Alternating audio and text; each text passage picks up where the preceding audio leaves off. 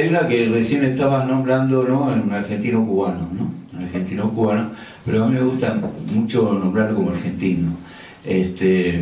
Y entonces él dice, en el año 59, enero 16, es decir, 16 días después del triunfo de la revolución, de la salida de Batista, y 14 días después de estar en La Habana, le hacen un acto en su honor. Entonces él, entre otras cosas, dice: considero ya para decir algo que no hay que maravillarse de ninguna manera que un extranjero venga a luchar por Cuba, porque precisamente en Cuba vivió Martí y habló y enseñó Martí, cuya aspiración máxima era hacer de toda América una sola. Yo les confieso que nunca me sentí extranjero, ni en Cuba ni en cualquiera de todos los países que he recorrido. He tenido una vida un poco aventurera. Me he sentido guatemalteco en Guatemala, mexicano en México, peruano en Perú, como me siento hoy cubano en Cuba, y naturalmente como me siento argentino aquí y en todos lados. Ese es el estrato de mi personalidad. No puedo olvidar el mate y el asado. Así que eso siempre lo digo porque es oligárquica y aristocrática, ¿no? Y a mí a veces me da gracia porque digo, puede ser, y se dice, ¿no?, que hay un antepasado y que era virrey, que era un de la Serna que andaba por ahí, y que los de ahora Lynch, qué sé yo, que son no sé qué cosa, ¿no? Entonces, yo no conocí ningún auto, ¿no?, en la historia, y casa 6 en Córdoba, todas alquiladas, después en Buenos Aires, rodando por todos lados. Me imagino, mi viejo, en lo que yo conozco, siempre usó las relaciones, esas relaciones que podía tener como para ir de acá para allá, hacer su vida y llevarnos también a nosotros de acá para allá, ¿no? Porque anduvimos por todos lados. Por eso yo creo que Ernesto, más que yo, más que todos nosotros, fue viajero. Fuimos viajeros porque a mí hoy me preguntan de dónde soy yo nací en Córdoba, pero anduve por acá, por allá, por todos lados, y realmente no puedo decir que soy de Córdoba, no puedo decir que soy de Buenos Aires, no, soy americano, vivo acá, pero no, eso yo creo que tiene que ver con esto, de que anduvimos por tantos lados, y siempre nos metieron en la cabeza eso de que no es que éramos de un solo lugar. Entonces también esto tiene que ver con el no aristocrático, ¿no? No solo la falta de dinero, por no oligárquico, porque muchas veces me hace gracia y digo, bueno, sí, parece ser que estábamos en un palacio, la familia, en nuestro palacio, ¿no? Y a uno de los locos se le ocurrió, pobrecito, vamos a ayudarlo un poco, como Robin Hood salió a ayudar a los pobres, ¿no? Mientras le cuidábamos nosotros a la familia, le cuidamos palacio, tierras, vacas, qué sé yo, las cosas de la gente rica. Entonces nada que ver con la historia real de nuestra familia, ¿no? Por lo menos de los 7 que compusimos la familia, 5 hermanos, el viejo y la vieja. Y aristocrático nada que ver porque en mi casa sí se discutía todo, se hablaba de todo. Además, yo digo muchas veces que nuestra forma de poder ser críticos estuvo dada porque en mi casa había opiniones de todo. O sea, yo tenía un tío que había peleado en España en las brigadas internacionales. Tenía un tío que era directivo del Banco Nación, peronista. Tenía un tío que no era ni esto ni lo otro, pero era un loco de la guerra, que era el que hizo nadar a todo el mundo en aguas abiertas, que lo llevó a volar ¿cómo es lo que se llaman los que no tienen motores? Bueno, en aviones que no tienen motor. Planeadores, muchas gracias, en planeador, que hay una foto por ahí que está en un planeador. El loco de las motos, que lo metió en la moto a Ernesto y a Roberto y a todo. Es decir, no político, pero con 1000 ideas. Mi viejo antiperonista radical, o sea, hecho y derecho. Mi vieja no, mi vieja con toda una posición mucho más, mi casa siempre gente por acá, gente por allá, de toda clase. Entonces, la verdad era imposible decir que eso era aristocrático. A veces cuento algunas anécdotas de mi casa que son demostrativas de la no aristocracia, digamos, ¿no? Porque uno en la aristocracia y no hay nada más erróneo que eso, sobre todo en él.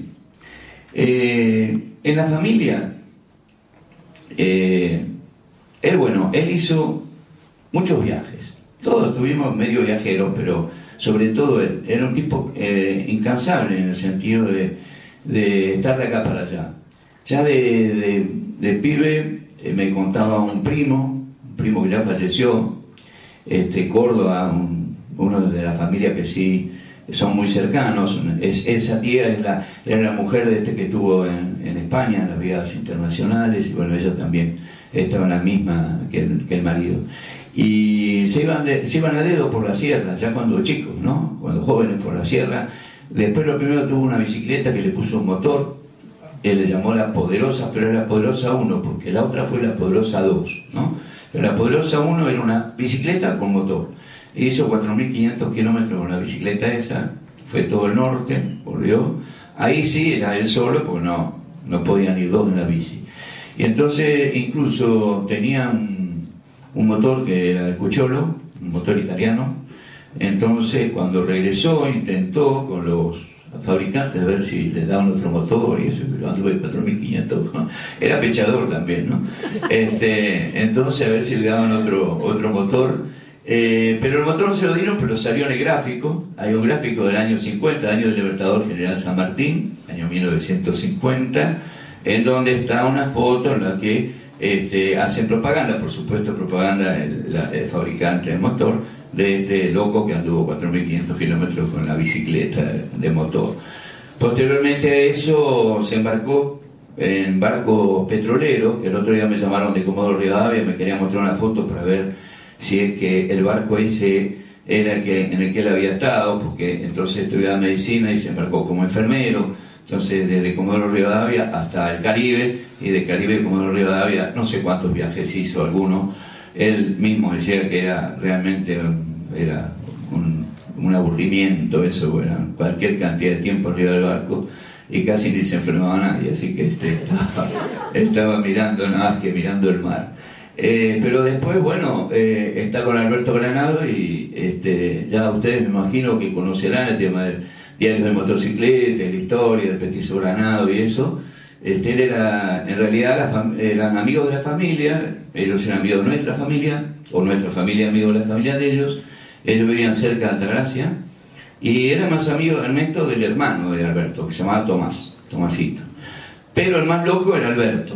Entonces, todos locos se juntaron, y en un principio Alberto incluso dice, porque bueno, él tenía 7 años más, ¿no? Entonces, bueno, yo lo que necesitaba para que me acompañaran era alguien que fuera joven, inteligente y no sé qué otra cosa, ¿no? Pero un poco como que él era el grande que se llevaba al pibe.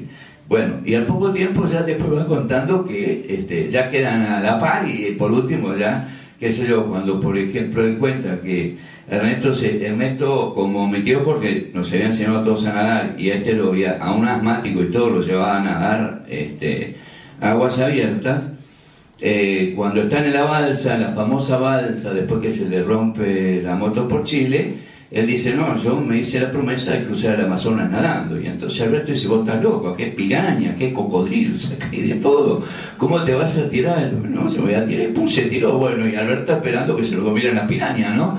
Dijo, bueno, volvió de su... Entonces cada cosa, esto era una cosa que también él tenía, no sé si esto era algo más bien de la vieja, ¿no? O sea, que lo que se empieza se termina, que lo que uno tiene en la cabeza, eso lo tiene que llevar adelante. Mi viejo era mucho más, en eso, era más poeta, era dibujante, era pintor, y andaba, la cosa de él era más soñar, ¿no? La vieja era mucho más así, concreta en las cosas. Yo creo que de ahí también, esta cosa de esto lo voy a hacer, ¿no? Como de cuando salieron con la moto, que se le rompió en Chile, la idea era llegar a Estados Unidos en moto. Se le rompe en Chile. Entonces siguen a dedo. Después del dedo siguen en balsa, que es una balsa que le hacen los leprosos del leprosario en Perú, y siguen en balsa, y después siguen a dedo. Y entonces cuando llegan a Venezuela, como Alberto ya era recibido de bioquímico, se queda en Venezuela porque ganaba bien o había conseguido un buen trabajo. Entonces Ernesto, en lugar de tratar de volver de ahí, como la cosa era llegar a Estados Unidos, va hasta Estados Unidos en un avión de caballos. Resulta que había, por supuesto de garrón, ¿no? No tenía un mango, así que era... pero había unos tíos que eran despachantes de aduana y trabajaban para una empresa de estas creadoras de caballos, y utilizaban Entonces ellos le hacían el despacho a los caballos, a la empresa que despachaba los caballos para Estados Unidos. Y entonces consiguió que se colara en un avión sin pagar. Entonces fue a Estados Unidos y del mismo avión, pum, volvió. Entonces había llegado a Estados Unidos. Y así todas las cosas. Lo mismo pasó en México, con que él se le había metido en la cabeza y llevaba una bandera que la iba a poner en el Popocatépetl, en el volcán, que es el volcán de la Ciudad de México, ¿no? Que está como guardián de la Ciudad de México. Y así fue, ¿no? Le pidió a uno de los médicos que trabajaba con él, que era un montañista, y el tipo dijo, no, pero vos sos asmático. No, pero vamos a probar. Bueno, lo probó y dijo, bueno, podés subir, vamos a subir. Y hay una foto también por ahí que está subiendo el Popocatépetl, y cuando llegó arriba, ¡pum!, puso la bandera argentina en el Popocatépetl, ¿no? Entonces, por eso yo digo que no es nada raro que el día que se juntó con Fidel, y Fidel le dijo, bueno, vamos a ir a Cuba, vamos a hacer la revolución y vamos a triunfar. Le digo, sí, claro, y sí, se juntaron, o sea, pero de un día para otro, o sea, no es que fue un día la reunión entre Fidel. Ya venía reunido antes con Nico López y se había reunido con Raúl, pero la reunión con Fidel fue un día, y en ese día él ya era parte de la expedición como médico, ¿no? Entonces, está claro, ella venía con la experiencia de Guatemala, que un poco les voy a hablar de la experiencia de Guatemala. Era un lector increíble, de una velocidad infernal lo que leía, pero de noche que estudiaba, entonces se iba a estudiar a otro lado. Entonces realmente para nosotros, para mí en especial, que era además el más chico, el 15 años de diferencia, yo era el pibe, era una felicidad cuando lo veía, cuando estaba allá, uy, no, Ernesto, qué sé yo, qué bueno, Ernestito, porque además le decíamos Ernestito porque en mi casa hubo mucha imaginación para los nombres. Entonces, como mi viejo se llama Ernesto, mayor Ernestito, claro, Ernestito. Y nace la segunda, que es Celia, mi vieja Celia, Celita. Celita. Entonces viene el tercero, Roberto, buscan un abuelo Roberto, pumba, Roberto. Después nace otra Ana, una abuela Ana, y después nazco yo, un abuelo Juan Martín, listo, una imaginación tremenda. Entonces Ernesto era Ernestito, para todos nosotros era Ernestito. Antes fue Tete, que es un sobrenombre que tiene historia, porque cuando... Voy a meter un poco por un lado y un poco por el otro. Cuando desembarcan en el Granma, en Cuba, hay la noticia de que los matan a todos, de que fue desparramada la invasión, de que no queda ninguno, fue muerto Fidel Castro, fue muerto todos, y además era un médico argentino que ya lo tenía medio, porque habían estado presos en México, lo tenían calado, médico argentino que además era el comunista que lo estaba convenciendo a Fidel, ¿no? Ya desde entonces era el tipo, el marxista, que lo tenía ahí prendido. Entonces, bueno, nosotros no teníamos noticias, no había noticias, y nos llega una esquelita en que decía, tenía 7, perdí 2, me quedan 5, estoy bien, Tete. Y entonces firma Tete, un poco, como era clandestino eso, salió de La Habana, salió de la sierra, Habana, de Habana hasta Buenos Aires, nadie tenía que reconocer, si veían eso, de quién era. Entonces Tete era el nombre que tenía cuando era bebé, digamos, cuando era chiquitito, ¿no? Entonces, pero sí, Tete, no era otro, no podía ser otro. Y esto de tenía 7, perdí 2 es porque lo habían herido. Después nosotros supimos esto de que por qué era el tema de tenía 7 y perdí 2, ¿no? Que eran 7 vidas de gato, perdí 2, me quedan 5. Este era el tema, ¿sí? Y entonces después supimos, ¿no? Porque le habían pegado un tiro. Entonces supimos que había estado herido. Les cuento esto también por el tema de sus decisiones, ¿no? Entre otras la decisión de...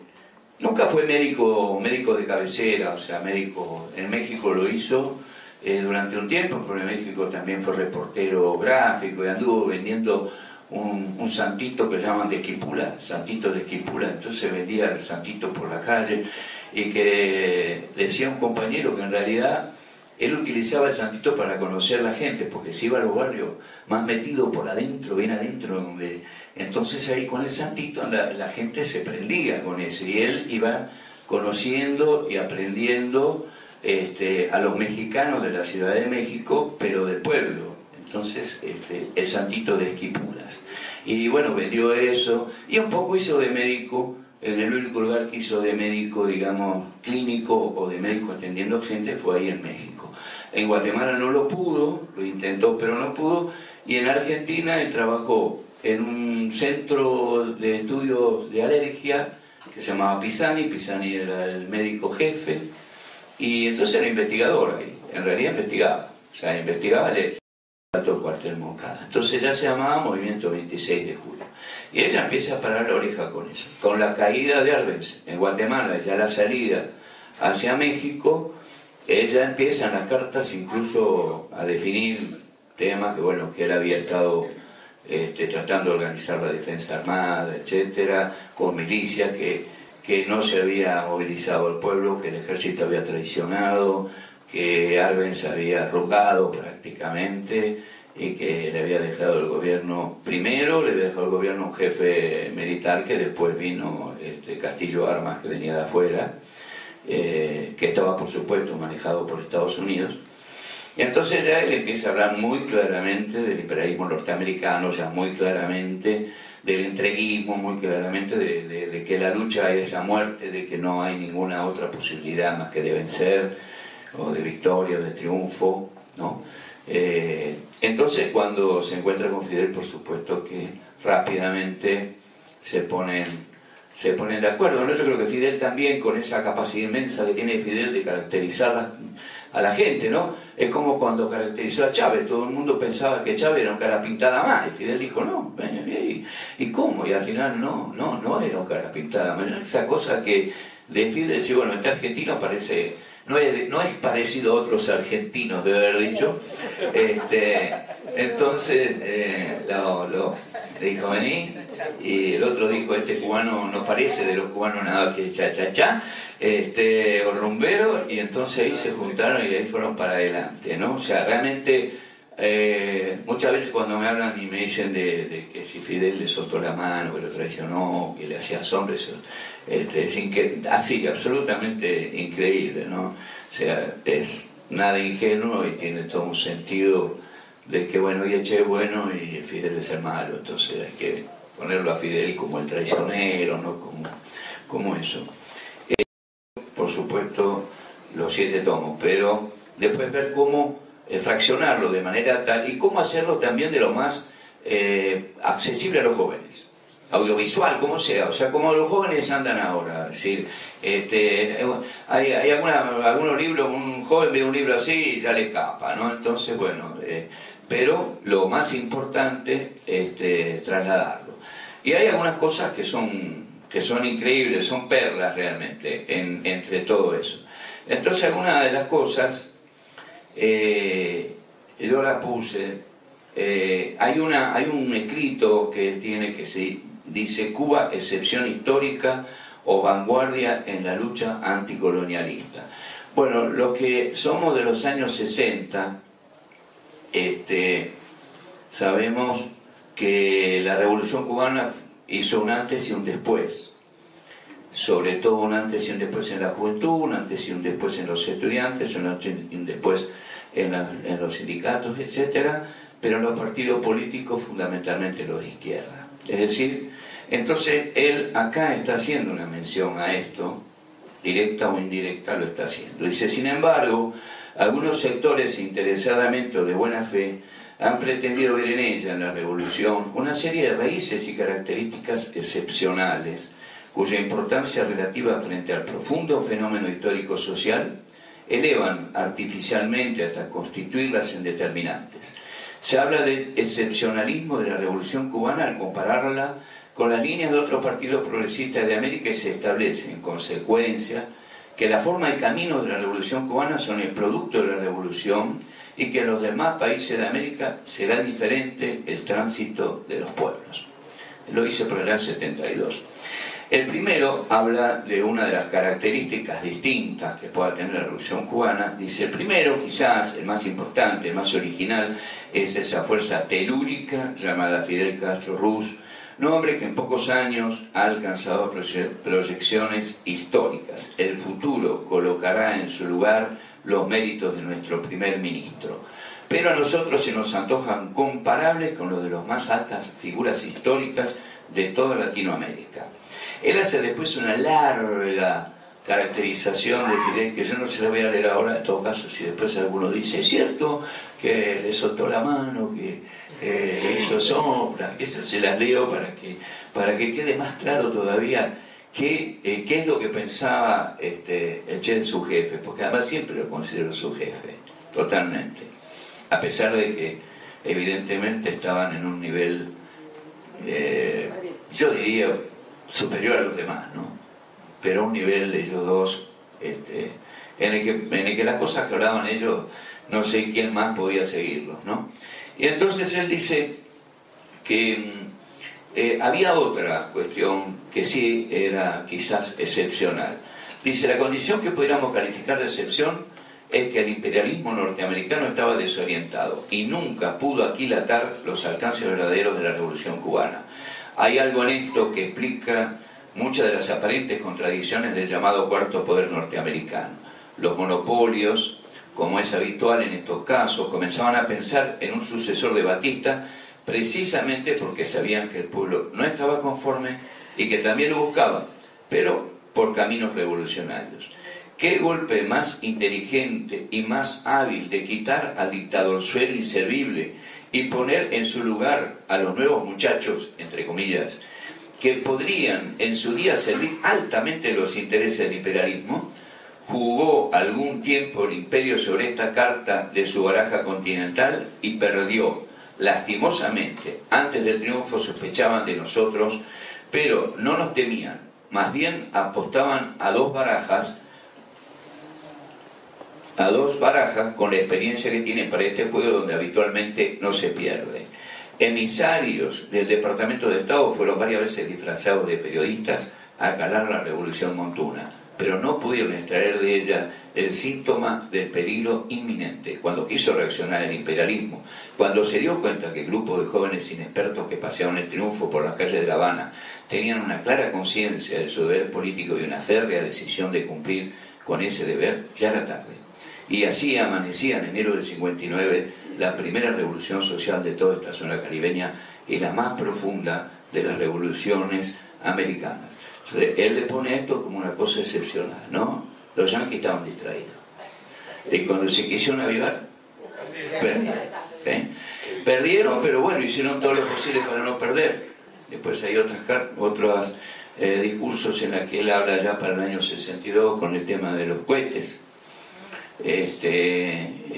Bueno, después de Girón está acá en Punta del Este y ahí le dicen la cara a todos, pero principalmente a los representantes norteamericanos y a todos los que están, digamos, apoyando a Estados Unidos, le dice la cara todo lo que ya sabemos, o lo que no sé si ustedes saben, pero bueno, lo que sí está escrito, ¿no? En ese discurso en el cual les dice, bueno, mire, gracias a nosotros a ustedes le van a dar los 20.000 millones y que se los dan, pero gracias a Cuba, si no se le hubiera imaginado para nada a Kennedy venir con esto de todo. Entonces, y eso, y le sigue diciendo cosas. Después, bueno, hay una cosa que él dice que a mí me parece muy importante. También en una de esas, bueno, no es tanto, hay una cosa que él escribió como una carta, que es una carta al director del periódico Marcha en Uruguay. Entonces, esa carta que él escribió en el año 65 se conoce como el socialismo y el hombre en Cuba, y está en una separata como el socialismo y el hombre en Cuba. Y hay dos o tres cosas, un par de ellas que dice, es bastante larga la carta, es decir, yo no voy a leer las cartas todas, sino algunas cosas. Dice, si a esto se agrega el escolastismo, le está hablando de lo que pasa dentro de Cuba y además fuera de Cuba en el campo socialista. Si a esto se agrega el escolastismo, que ha frenado el desarrollo de la filosofía marxista e impedido el tratamiento sistemático del período cuya economía política no se ha desarrollado, debemos convenir en que todavía estamos en pañales y es preciso dedicarse a investigar todas las características primordiales del mismo antes de elaborar una teoría económica y política de mayor alcance. El revolucionario motor ideológico de la revolución dentro de su partido se consume en esa actividad ininterrumpida que no tiene más fin que la muerte, a menos que la construcción se logre en escala mundial. Si su afán de revolucionario se embota cuando las tareas más apremiantes se ven realizadas a escala local y se olvida el internacionalismo proletario, la revolución que dirige deja de ser una fuerza impulsora y se sume en una cómoda modorra aprovechada por nuestros enemigos irreconciliables, el imperialismo, que gana terreno. El internacionalismo proletario es un deber, pero también es una necesidad revolucionaria. Así educamos a nuestro pueblo. Eso lo dicen el socialismo y el hombre en Cuba. Y dice, en esta, la sociedad capitalista, está hablando del capitalismo, el hombre está dirigido por un frío ordenamiento que habitualmente escapa al dominio de su comprensión. El ejemplar humano enajenado tiene un invisible cordón umbilical que lo liga a la sociedad en su conjunto. Es la ley del valor. Ella actúa en todos los aspectos de su vida, va modelando su camino y su destino. Las leyes del capitalismo invisibles para el común de la gente y ciegas actúan sobre el individuo sin que éste se percate. Solo ve la amplitud de un horizonte que aparece infinito. Así lo presenta la propaganda capitalista que pretende extraer del caso Rockefeller, verídico o no, una lección sobre las posibilidades de éxito.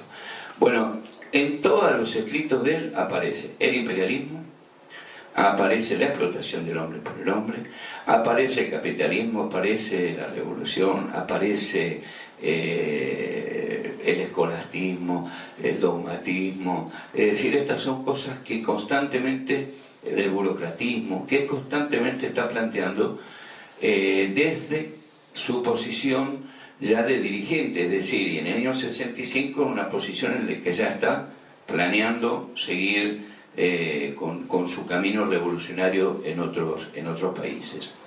Y hay una en la que habla del marxismo, para mí muy importante, que dice, incidentalmente aquí hay que introducir una postura general frente a uno de los más controvertidos términos del mundo actual, el marxismo.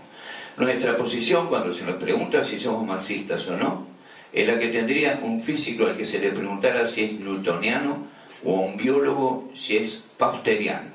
Hay verdades tan evidentes, tan incorporadas al conocimiento de los pueblos, que ya es inútil discutirlas. Se debe ser marxista con la misma naturalidad que se es newtoniano en física o pausteriano en biología, considerando que si nuevos hechos determinan nuevos conceptos, no se quitará nunca su parte de verdad a aquellos otros que hayan pasado.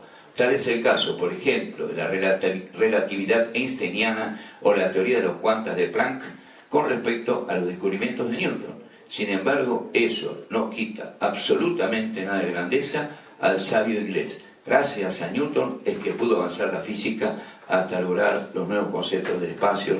El sabio inglés es el escalón necesario para ello. Es decir, acá él está hablando del marxismo con una clara orientación antidogmática. Él está diciendo, después de Marx tenemos que seguir pensando, ¿sí?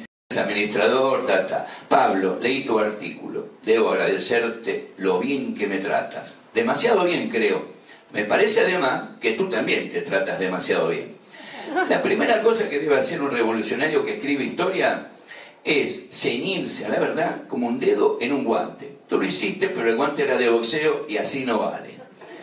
Mi consejo, relee el artículo, quítale todo lo que tú sepas que no es verdad y ten cuidado con todo lo que no te conste que sea verdad.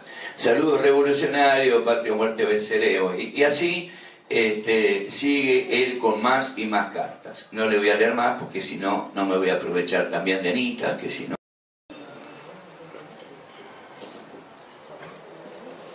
Que el otro día me dice un compañero, y por eso yo esto lo puse después, dice un compañero, ¿qué dirías, o qué diría, no, qué dirías, creo que me trató de vos, qué dirías a Che si Che ahora estuviera? ¿Y qué pensás que diría él y te diría a vos de lo que pasa o de la situación? Entonces yo dije, mira, yo te puedo decir lo que yo le diría, porque soy yo, te lo puedo decir, soy yo. Lo que no te puedo decir es qué diría él, pero yo te voy a poner algunos ejemplos como para que vos me digas qué es lo que te parece que diría él, que me parece tal vez más importante o tan importante como que lo que yo piense, ¿no?, que él diría. Entonces escribí algunas cosas, y a él se las dije, pero escribí algunas cosas que tenían que ver con la historia, ¿no? Es decir, bueno, digamos que los temas interimperiales en la Segunda Guerra se resolvieron con un par de bombas atómicas en Japón, Hiroshima y Nagasaki, unos 20 millones de muertos en Europa, eliminación de la competencia entonces de Japón, de Alemania y de Italia, y bueno, entonces un acuerdo con los soviéticos en Yalta como para mantener, pero ya la cosa interimperial ya terminó. Posteriormente, esto ya no es así, cae la Unión Soviética, se acaba entonces el contrapeso del campo socialista, se habla de lo unipolar, y ahora último se habla de multipolar. Entonces yo me atreví a preguntarme qué pensaría, ¿no?, Ernesto, sobre este tema de lo multipolar, si es que lo multipolar es un escenario que nos permite mejor situación revolucionaria, si lo multipolar es que estos no son imperialistas, es decir, que Estados Unidos, el BRICS, digamos, es un enemigo de Estados Unidos, o sea, todos los países que componen el BRICS, si el Reino Unido es un enemigo, si Europa es un enemigo, en fin, si cada uno de estos, si no están peleando por el mercado, digamos, ¿no? Lo que yo le decía. Entonces, escenarios posibles. El capitalismo soluciona sus contradicciones reinventándose eternamente, es decir, es invencible. Una posibilidad. Segunda posibilidad. Hay un capitalismo insaciable tras la renta, tras la ganancia, etc. Hay un capitalismo humano, redistributivo, inclusive a través de un Estado benefactor. ¿Sí? Esta es otra opción. El capitalismo es el problema, no la solución. No hay un capitalismo humano y otro irracional e insaciable. El capitalismo es en esencia un sistema de clases en el que los dueños de capital se apoderan de trabajo social y acumulan riqueza. El Estado es un medio para lograr extraer de la sociedad esa renta. Y la última posibilidad, la humanidad es inconsciente, deja que el planeta colapse, que los bienes naturales se fumen, el aire, el agua, los bosques, los bienes, etc. Y sigue su vida normal. Entonces yo decía, bueno, en cada una de estas posiciones, ¿dónde se pondría Che? De acuerdo a lo que un poco hemos leído, ¿no? Porque no me dejaron ver más, pero si hubiera leído más, tal vez entonces estarían más seguros de la pregunta.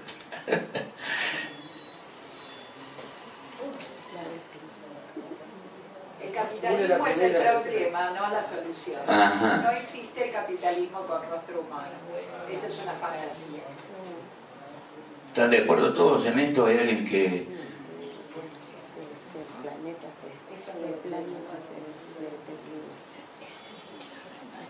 Silencio de la noche. Parece que están todos de acuerdo.